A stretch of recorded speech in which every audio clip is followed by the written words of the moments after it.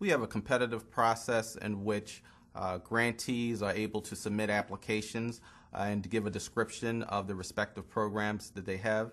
And then we do a comprehensive review, and then they are funded based upon multiple factors, but basically their capacity and history in serving this population, as well as their overall track record in providing domestic violence and shelter services. And we ensure that they have the infrastructure to receive the dollars and to also administer the services in a comprehensive way which is required. We actually have a competitive bid process in Massachusetts, which is how we administer our funds, both federal funds through FVPSA and our state funds. So the way that we've actually been able to do it is we've crafted RFRs that are specific to the language in the FVPSA grant. And then based on that, we look at where are the gaps in services, where are the areas of most interest in terms of underserved populations, high rate of domestic violence services. And we then craft a review team that looks at those proposals, and then decisions get made as a result of that on where the funding goes. In our office, we're responsible for other federal funding streams in addition to FVPSA. So we combine all those streams into one grant application. We send that out. People can either get it online or request it through our office. They complete it, send it back to us. We have a 9-member council that's comprised of both State Department representatives and public members. The staff does a cursory review of the applications to make sure all the information's been gathered and entered correctly. We forward the applications on to the council, and they actually make the funding decisions. Our RFPs in Massachusetts are incredibly extensive. We provide maps, geographic maps, maps about economic status, maps about incidences of child abuse and neglect. We also provide information from both the courts, health center information. So there's a significant amount of mapping and demographics that we provide to folks. We also provide information about all that we've learned over the years. So there's specific in the competitive bid process information about background and history, and then also the vision for the future. And all of that's really crafted in a way that informs both the funding for FVPSA, but also partners and completes kind of the larger vision that we have within the state. When it comes to disseminating money in Texas, the first thing is that we have FVPSA funding, but we also have state funding. So on an annual basis, money is granted out to local service providers, both for shelter services and for non-residential services. We have a competitive process for funding. It's not a formula funding, and it's not a base that you build a formula over.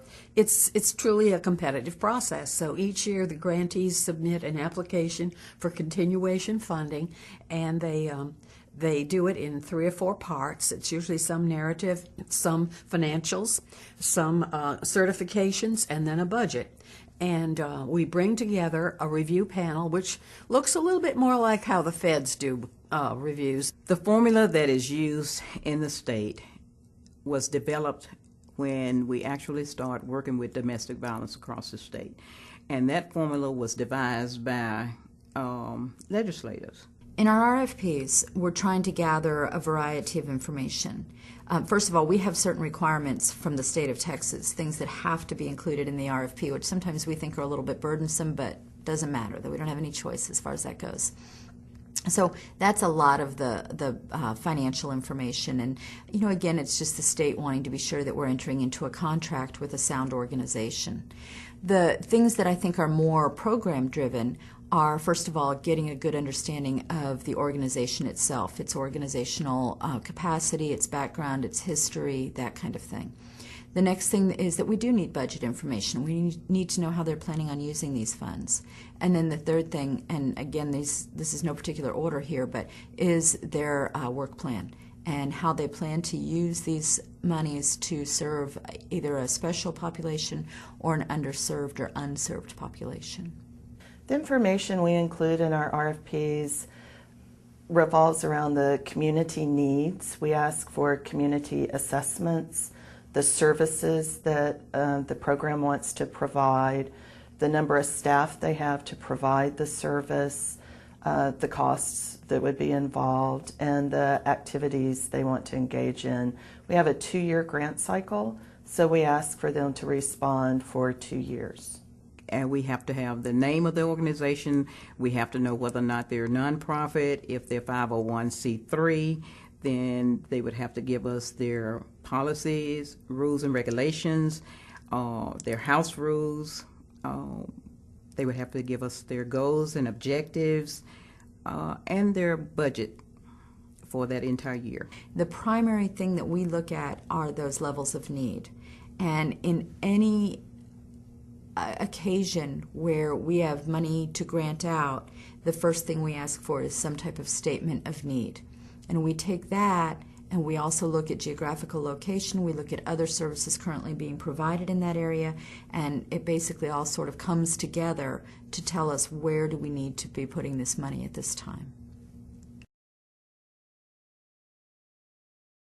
We leave basically no stone unturned in regards to getting this information out, because we also have organizations that may not have traditionally been funded through FVPSA who have inquired throughout the years that they were interested in applying. So we have lists of those prospective sub-recipients, and we get information to them as well.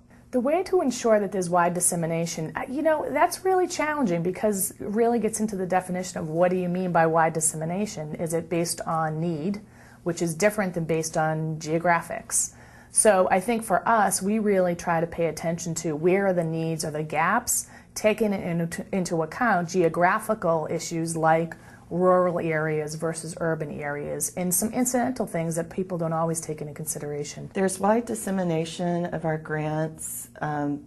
It's on a public notice of our state for Alaska. It's on our individual division website, the Council on Domestic Violence and Sexual Assault, and we send email notices out to programs who've applied before. We actually advertise in our newspapers across the state, and we run that advertisement for one single week in several different newspapers so that individuals will know that this is available. We ensure that people understand the grant requirements by convening, along with the Maryland Network Against Domestic Violence, training and technical assistance seminars that provide information regarding the prospective opportunity. On a statewide level, we may call it a pre-bid conference or have different terminology for it. But clearly what we do is we convene all of the interested parties prior so that they can start to consider what the requirements may be and how to prepare their prospective grant applications. The way that we ensure that people understand the grant requirements is from the very beginning. We actually have some time and some orientation for them about what it means to be a FVPSA recipient, what's involved in it, what the data collection is. But then we also talk a lot to them about the opportunity to really be able to highlight their work at a federal level. We do that both in the orientation, and we actually do it throughout the year, particularly as things change with FVPSA.